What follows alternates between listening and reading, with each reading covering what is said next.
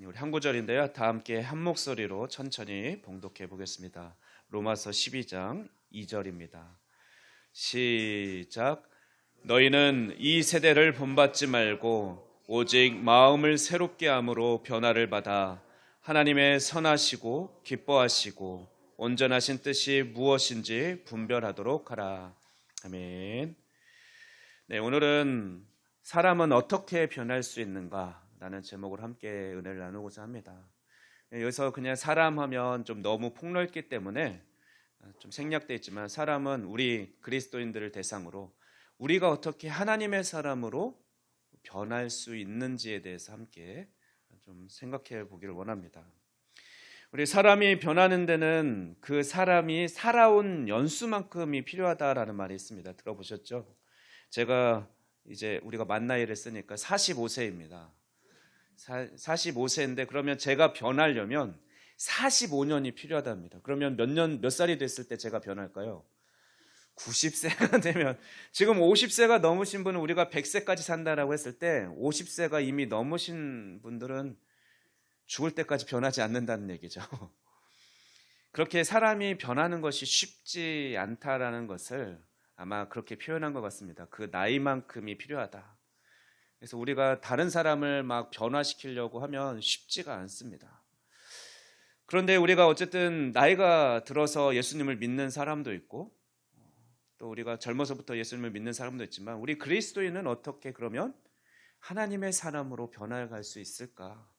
이 부분을 우리가 말씀을 통해서 좀 살펴보기를 원하는데, 결론적으로 사실은 이미 답이 나와 있는 것 같습니다. 오늘 함께 읽은 말씀, 본문 말씀에는 우리가 오직 마음을 새롭게 함으로 변화를 받아서 하나님의 선하시고 기뻐하시고 온전한 뜻이 무엇인지 분별하는 사람으로 살아갈 때 우리가 하나님이 기뻐하시는 사람이 될 수 있다. 그런데 또 전제가 있죠. 너희는 이 세대를 본받지 말고. 그러면 우리가 하나님의 사람으로서 마음을 새롭게 한다는 것은 이 세대를, 이 세상을 본받지 않는 것을 의미합니다.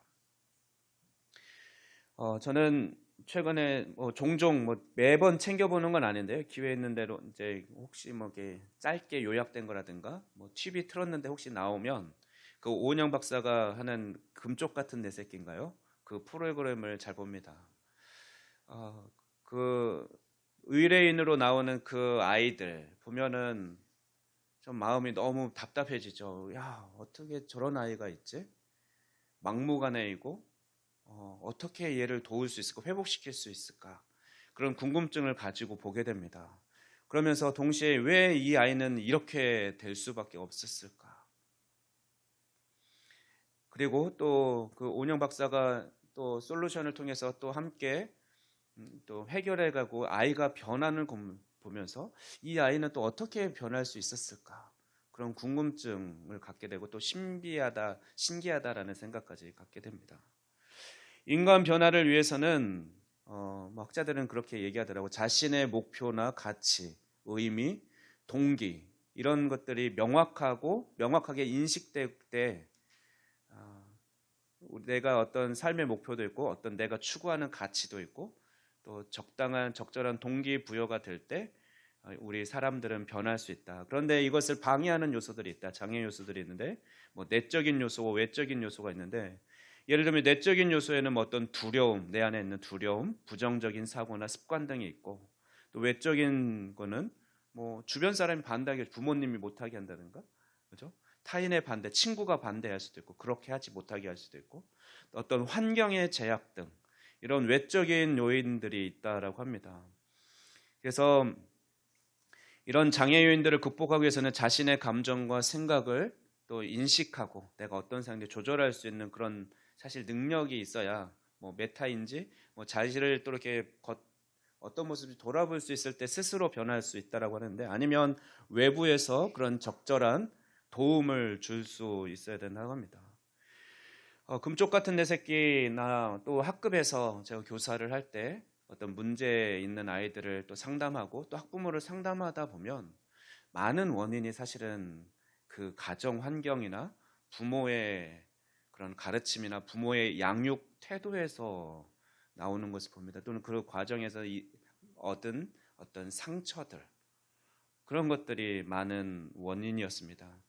아까 말했던 그런 내적인 어떤 장애 요인들도 사실은 어떤 외부적인 가정적인 어떤 장애 요인들로 인해서 외부적인 뭐 가정뿐만 아니라 이 사회나 뭐 시스템이 그렇겠죠. 이 사회 시스템이나 아니면 주변 친구들이나 아니면 주변 형들, 뭐 누나들 이런 영향들로 인해서 그가 바르게 우리가 생각하는 어떤 바른 삶으로 바른 행동으로 그의 삶을 살아내지 못하고 왜곡된 채로 그것이 마치 맞는 것처럼 그렇게 살아가고 있다라는 것이죠. 근데 마찬가지로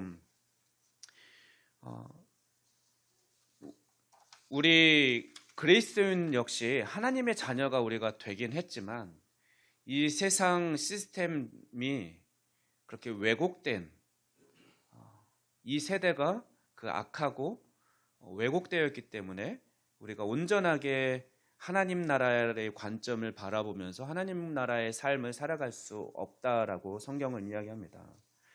먼저 우리가 생각해 볼 것은 우리가 이 세상을 우리가 바라볼 때 한번 생각해 보십시오.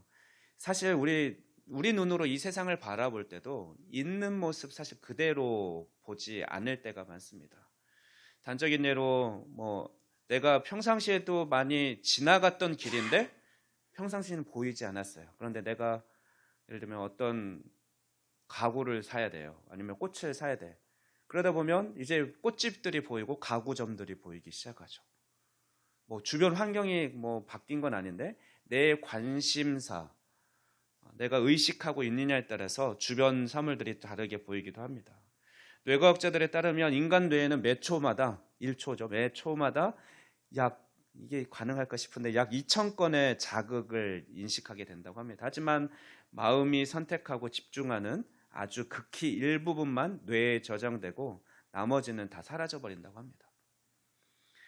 그러니 인간의 우리 지각이란 이미 사실 그 자체로 매우 선택적인 것이고 그렇다라고 할 수도 있겠죠. 성경은 우리 사람의 마음을 어떤 중립적이고 바른 방향에 있다라고 하지 않고 이미 그 자체가 부패한 것으로 기울어진 것으로 왜곡된 것으로 그렇게 기록하고 있습니다. 예레미야 17장 9절 말씀 보면 만물보다 거짓되고 심히 부패한 것은 마음이라 누가 능히 이를 알리오마는 라고 하면서 결코 우리의 마음이 선하거나 중립적이고 그렇지 않다라고 이야기를 합니다. 그래서 우리 잠언에서도 그렇죠. 우리가 마음을 지키는 것이 얼마나 중요한지 잠언 4장 23절에서는 모든 지킬 만한 것 중에 더욱 내 마음을 지키라. 생명의 근원이 이에서 남이라 라고 합니다.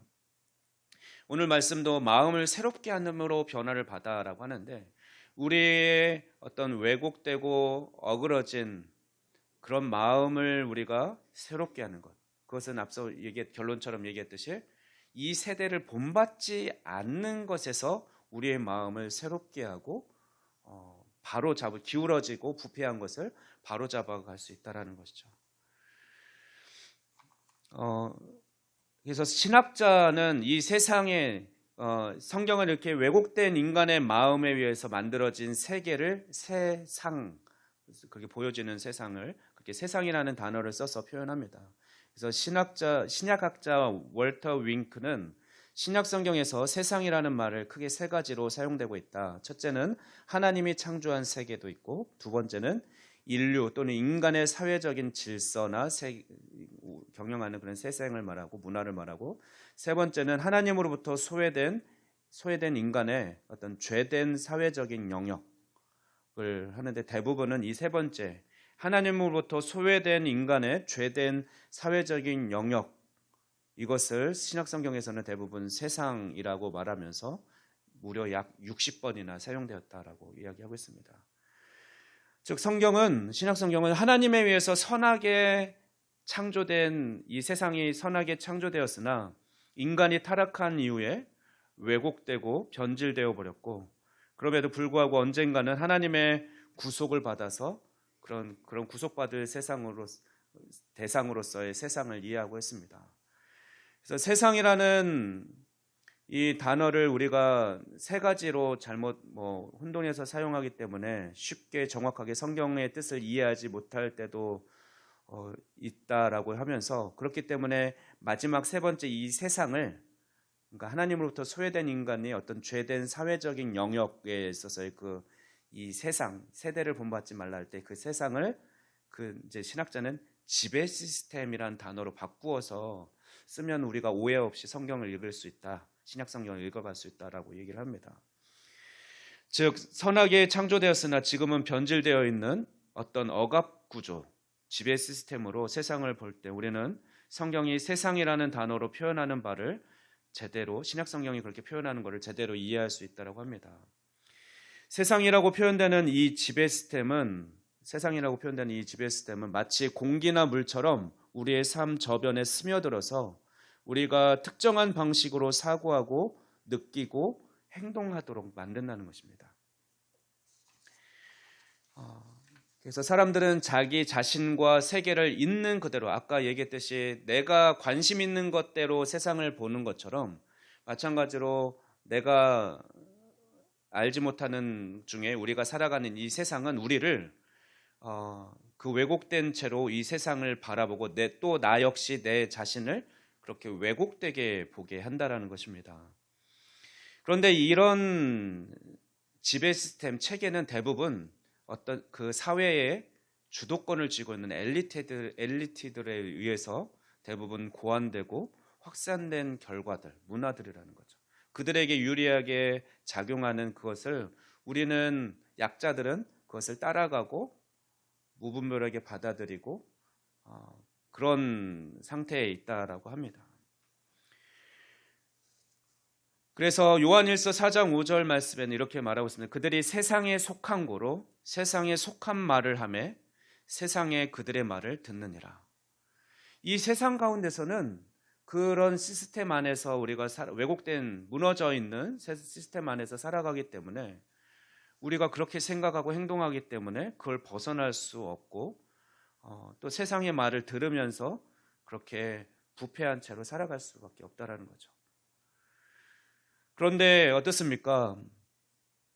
그래서 그렇다면 우리가 이 채로 살아가는, 그래서 우리가 하나님을 알기 전의 상태를 에베소서 2장 2절 말씀은 너희는 영적으로 죽었고 세상의 생활 방식에 따라 살았다라고 그렇게 바울은 이야기하고 있죠. 그런데 예수님은 어떻습니까? 그랬던 그 시스템에 매여서 이 세상을 왜곡된 형태로 그렇게 바라보고 살아갈 수밖에 없던 우리를 하나님의 사람으로 부르시면서 하나님 나라 관점으로 이 세상 사람들이 말하는 그런 더 어떤 여러 가지 가치들이 아니라 참된 하나님 나라가 있다라는 것을 우리에게 보여주셨죠. 예수님이 이 세상과 전혀 다른 새로운 세계를 가지고 오셨습니다. 사실 그래서 세상 사람들은 이해할 수 없고 미련하다 하고 믿음이 없이 또 하나님의 사람이 아니고서는 이해할 수 없는 말씀들을 많이 하셨죠. 예수님은 하나님 나라의 도래를 선언하는 가운데 하나님 나라가 이미 왔다라고 하면서 당대의 어떤 그런 로마가 통치하는 그 시대의 그런 지배 시스템에 도전하셨고, 또 그 왜곡된 시스템에는 사실 율법이라는 이름하에 왜곡된 그런 모습까지도 예수님은 지적하시고 도전하시면서 그것의 위선과 악함을 다 드러내셨습니다. 예수님은 하나님 나라의 선포와 함께 거기서 그친 것이 아니라 십자가 죽음과 부활을 통해서 이 지배 시스템을 이기셨습니다. 그래서 십자가에서 남기신 말씀, 가상칠언 중에 다 이루었다라는 말씀을 하시는데, 이것은 인간과 세계의 구속이 온전히 이루어졌습니다. 하나님이 죄된 인간만 구원하신 것이 아니라 그런 하나님의 나라로 또 이 세상까지도 내가 회복시켰다라고 선언하신 것입니다. 그래서 예수님은 승리자가 되시고, 그래서 우리가 요한일서 4장 4절 말씀은 이를 너희 안에 계시니가 세상에 있는 자보다 크심이라고, 이 세상을 예수님께서 이기셨음을 그렇게 이야기하고 있습니다. 이제 예수님을 따르는 사람들은 이 세상의 법칙이 아닌 하나님 나라의 법칙을 따르며 살아가도록 부르심을 받았습니다. 그렇기 위해서는 우리는 우리의 마음이 오늘 본문 말씀처럼 새롭게 되어야 합니다. 그래서 성경은 믿음을 강조하죠. 믿음이 있어야 하나님 나라가 분명히 도래했음을, 또 이 나라가 이미 이 세상을 이겼음을 우리가 받아들일 수 있기 때문에 그렇습니다. 세상을 이기는 승리는 이것이니 우리의 믿음이니라. 요한일서 5장 4절 말씀입니다. 그래서 성경은 이 세상이 하나님과 그분의 나라를 사랑하라라고 권면하고 있습니다. 너희가 변화되기 위해서는 마음을 새롭게 해야 되는데, 이 세상을 본받고 이 세상을 바라보고 좋아하고 따라가는 것이 아니라 너희가 마음을 새롭게 해야 돼. 하나님의 자녀로서 하나님 나라의 가치를 따르고 하나님 나라를 바라볼 수 있어야 돼라고 합니다. 그래서 세상의 것은 육신의 정욕, 안목의 자랑, 안목의 정욕, 이생의 자랑이다. 그런데 이런 것들은 다 아버지께로 온 것이 아니라 세상으로부터 온 것이다. 이 세상도 그 정욕도 지나가나 오직 하나님의 뜻을 행하는 자는 영원히 거할 것이다. 요한일서 2장 15절에서 17절 말씀입니다. 하나님의 말씀으로 우리는 새롭게 변화될 때 비로소 우리는 세상을 이기고 하나님 나라 백성답게 살아갈 수 있습니다. 우리가 암송하는 고린도후서 5장 17절입니다. 우리가 어느 때 새로운 피조물이 되었다라고 얘기합니까? 그런즉 누구든지 그리스도 안에 있으면 새로운 피조물이라. 이전 것은 지나갔으니 보라 새 것이 되다. 우리가 그래서 우리의 삶이, 우리 그리스도인의 삶이 변화되려면 우리는 중심이, 우리 안에는 우리가 그리스도 안에서 사는 삶을 살아가야 되는 것이고, 그럴 때 또 이미 세상을 이기신 그 하나님의 관점으로, 우리가 하나님의 말씀대로 또 하나님의 그 예수님의 그 가르침대로 우리가 바라보고 이 세대를 거스르면서 이 세대를 본받지 않을 때 우리는 하나님의 자녀로서 바르게 살아갈 수 있다는 것입니다. 이런 훈련은 계속 되어야 되죠. 한순간에 딱 이루어지고 마는 것이 아니라 우리가 계속해서 이 세대를 본받지 않고 오직 마음을 새롭게 함으로 우리가 변화를 받는 연습을 부단히 해나가야 됩니다. 우리가 늘 그래서 우리의 마음을 사실 다잡고 그렇게 해야 되는데, 사실 우리가 말씀을 들을 때 그래서 우리가 믿음은 결단하는 것이다 라고 이야기를 하는 것이죠. 새롭게 계속해서 하나님의 말씀으로 우리의 상태를 조명하고 우리가 여전히 바라보는 것이 이 세상의 그런 시스템과 관점으로 바라보려고 하진 않는지, 내가 하나님의 사람으로 변해가는 것을 가로막는 그 장애물에 매여 있지 않은지 늘 말씀으로 점검하고 마음을 새롭게 하는 그 결단이 우리 안에는 매일매일 있어야 되는 것이죠. 그래서 오전에 말씀드렸던 것처럼 우리가 그래서 말씀을 붙들고 매일매일 살아가는 이유가 우리가 하나님의 자녀답게 바르게 변화되고 성장하고 그러기 위해서 그런 것이죠. 그런데 문제는 우리가 이 세상 가운데 살아가면서 때로는 그것을 사실은 즐거워하고 기뻐해야 되는데 때로는 힘든 것처럼 되는 것이 문제입니다. 그래서 더욱더 오늘 본문 말씀을 묵상하면서 분별력을 달라고 하나님께, 성령님께 이 세대를 내가 혹시 따르고 있는 것은 없습니까? 이 세상의 지배계층이 추구하는 것을 나도 무분별하게 따라가고 있지는 않습니까? 오늘 책 모임을 시작했는데 책을 읽다 보니까 그런 좀 도전, 그런 고민을 좀 하게 되더라고요. 하나님이 이 세상을 하나님의 것으로 예수님을 위해서 창조하셨다라는 말씀이 있는데, 마치 우리는 이 세상이 인간을 위해서 창조된 것처럼 바라보고 소유하려고 하고 무분별하게 개발했고, 심지어 우리가 그 부동산이라는 것도 우리 개념도 좀 생각해 그런 고민이 들더라고요. 하나님의 땅인데 우리가 소유하고 장악하고 내 것으로 쓰려고 하는, 그러면 또 반대로 그런 질문이 있는 거죠.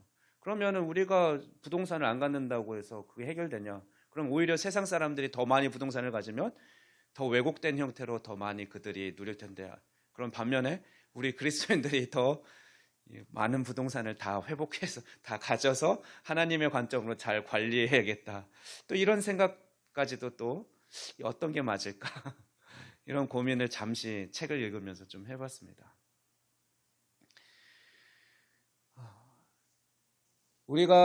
저는 이제 결론적으로 마지막으로 말씀드리고 싶은 것은 학급에서 우리 아이들, 소위 요즘에 이제 우리 교사들이 많이 있는데 학급에 1년 맡은 아이 중에 초등학교는 특히 ADHD라는 과잉행동 주의력 결핍, 과잉행동 장애가 있는 이 아이들이 몇 명 있으면 점점 그 비율이 늘어나고 있는데, 그것이 환경의 요인도 있다라고 그러죠. 수은 중독이라든가 이제 부모로서 어른이 그런 영향들에 아이들에게 이제 뇌에 이제 미치는 거죠. 환경의 오염들, 이런 물질들이. 그래서 점점 많아지고 있다라고도 이야기하고, 아니면 그런 정신의학이나 이런 것들이 발전하면서 분별이 되니까, 구분이 되니까 예전에는 숨겨져 있고 모르고 지나갔던 그런 대상들도 더 많아진다. 근데 어쨌든 우리 교사들은 한 명만 있어도 그 아이를 신경 쓰고 또 잘 학교 생활할 수 있도록 돕고, 또 그런 그 아이의 행동으로 인해서 또 주변 아이들과의 관계 때문에 또 학교 폭력이라든가 다른 많은 어려움을 겪으면서 사실은 학급 경영을 해 나가게 됩니다.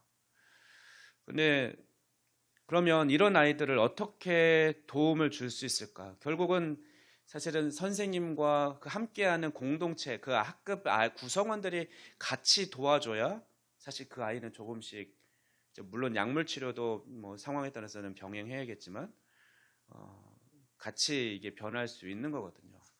근데 좋은 교사 운동에 그런 정서적인 또는 마음의 어떤 어려움을 겪고 있는 친구들을 어떻게 도울까 해서 연구 모임이 시작되는데, 그 모임에 선생님이 이야기하는 것이 조금 하나의 좀 도전이 됐습니다. 어떻게 그 아이를 바꿀 수 있냐면, 먼저 그래서 그 선생님은 그 아이가 좋아하는 것이 무엇인지, 잘하는 것, 강점이 무엇인지를 먼저 이렇게 관찰하고 묻고 해서 파악한다고 합니다. 그래서 그 아이가 예를 들면 교실 수업 시간에 막 돌아다니는 아이가 있어요.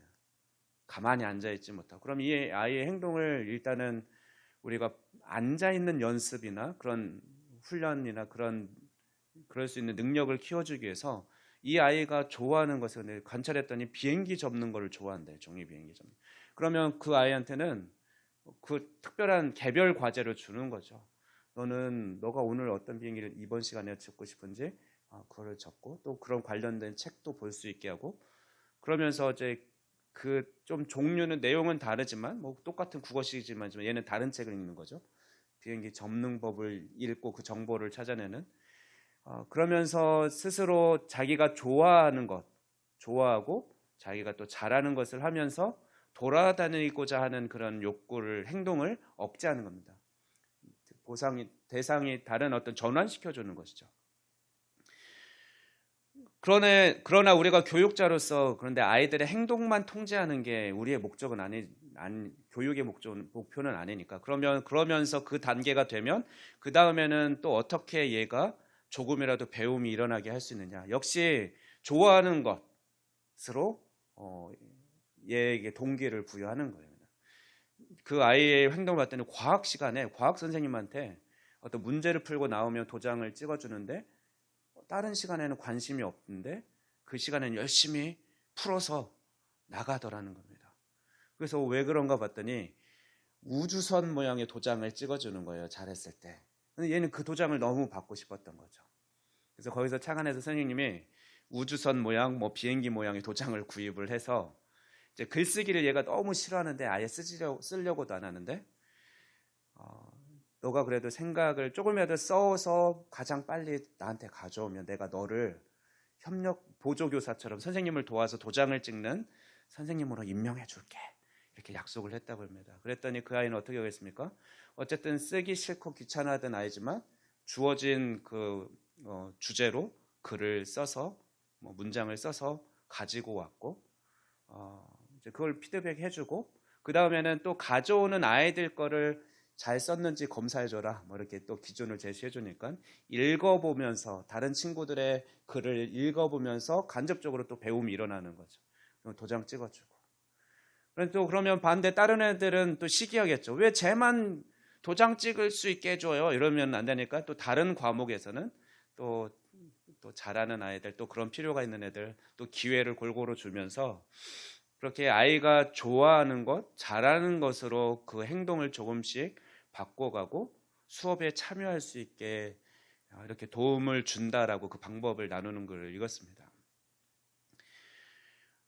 우리도 결국은 우리가 그리스도 안에서 우리가 최종 목표는 예수 그리스도의 장성한 분량에 이르는 것이죠. 우리가 성경에서 말하는 것은 우리 육신의 몸으로 우리가 참 감사한 것은 우리가 하나님을 알 수도 없고 볼 수도 없지만 예수님을 이 땅에 보내주셔서 우리가 하나님의 아들로서 어떤 모습이어야 되는지를 모습을 보여주신 게 예수님입니다. 우리 예수님을 닮아가기 위해서 예수님이 어떤 분인지 잘 알아야 되고 그런 모습으로 변하기 위해서 우리는 그 예수님을 사랑하고 좋아하고 또 우리가 하나님 나라의 삶을 살아가기 위해서 그 하나님 나라를 날마다 소망하고 꿈꾸고 좋아할 때 우리의 마음을 거기에 두고 우리는 하루하루 그렇게 우리가 그리스도 안에서 새로운 피조물 된 자로서 우리의 마음을 새롭게 하고 또 성령님께 우리가 간구함으로써 우리가 이 세대를, 이 세상을 본받지 않고 오직 분별해서 바르게 분별해서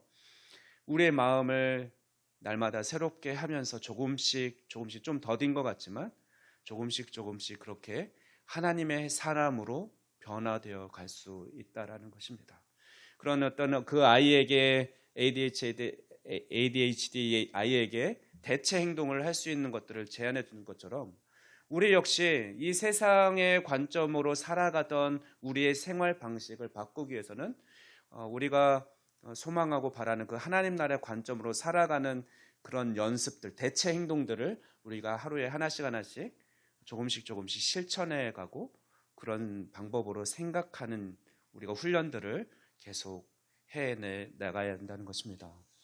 그래서 오늘 말씀을 기억하면서 우리가 하나님의 사람으로서 나는 늘 아직도 어린 것 같고 연약한 것 같고 부족한 것 같지만 어떻게 나는 변해갈 수 있을까? 내 성품은 쉽게 변하지 않지만 우리가 하나님의 말씀 안에서 하나님의 관점으로 이 세상을 바라보고 하나님 나라의 관점으로 하나님 나라를 소망하면서 그렇게 하나님 나라를 기뻐하면서 조금씩 나의 삶이 그리스도 예수 안에서 새로운 피조물로 또 완성되어져 가는 것을 그런 삶을 살아가는 저와 여러분이 되기를 주님의 이름으로 축원합니다. 기도하겠습니다. 하나님 아버지 감사합니다. 우리가 무엇이건데 수많은 사람들 가운데서 우리를 하나님의 자녀로 택하여 주시고 우리가 죄의 종로를 타던 데서 아버지 우리를 회복시켜 주시고 이제 하나님의 자녀로서 이 세상을 살아가게 하셨습니까? 여전히 이 세상은 우리를 거스르고 우리를 여전히 죄된 왜곡된 모습으로 생각하고 행동하게 하려고 합니다.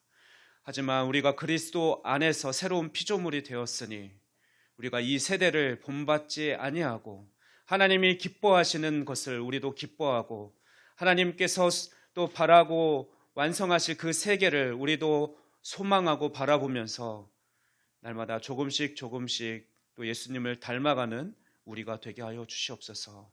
이 세대를 잘 분별하여서 또 본받지 않게 하시고 마음을 날마다 말씀 안에서 새로운 결단과 다짐으로 또 새롭게 하는 우리가 되게 하여 주시옵소서. 그래서 주님이 기뻐하시는 모습으로 조금씩 성장하고 변화가는 우리 모든 성도들 되게 하여 주시옵소서. 감사드리며 예수님의 이름으로 기도합니다. 아멘.